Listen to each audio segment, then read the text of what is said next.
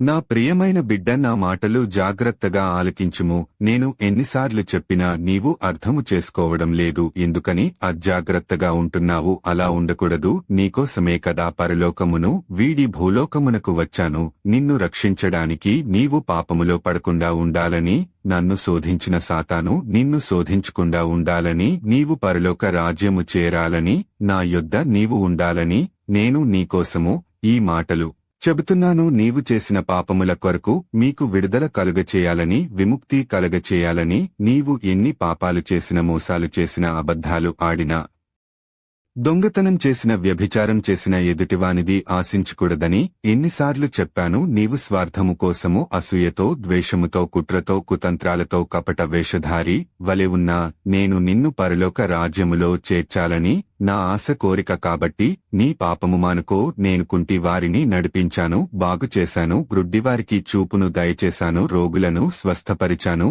మూగవారు మాట్లాడేలాగా చేశాను, చెవిటివారు వినగలిగేలాగా చేశాను, చనిపోయిన వారిని లేపాను, పాపులను క్షమించాను. 5 రొట్టెలు 2 చేపలు 5,000 మందికి పంచిపెట్టినప్పుడు తృప్తిగా నారు కదా. కానాపల్లి వివాహములో నీటిని ద్రాక్షరసముగా మార్చాను. ఇంకా చెప్పాలంటే ఎన్నో అద్భుతాలు చేశాను, ఆశ్చర్య కార్యాలు చేశాను. నీవు ఎన్ని అపరాధములు చేసినా నేను నిన్ను క్షమించాను. నేను ఇన్ని కార్యాలు చేసినా నన్ను నీవు గుర్తించలేదు.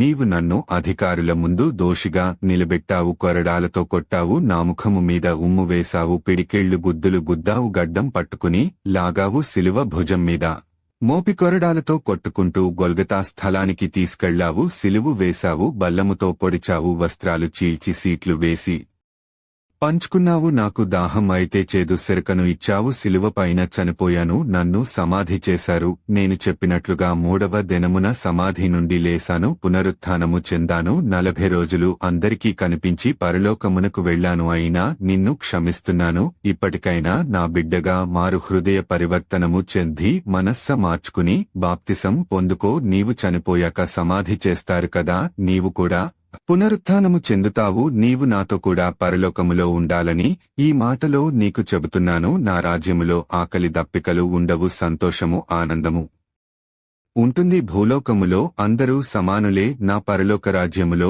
అందరూ సమానులే. మీరందరూ నా బిడ్డలే. నీవు నా ప్రియమైన కుమారుడవు, నా ప్రియమైన కుమార్తెవు. నా మాటలు ఆలకించుము. నేను 2వ రాకడలో రాబోతున్నాను. సిద్ధపడి ఉంటే పరలోకమునకు తీసుకువెడతాను. ఆమెన్.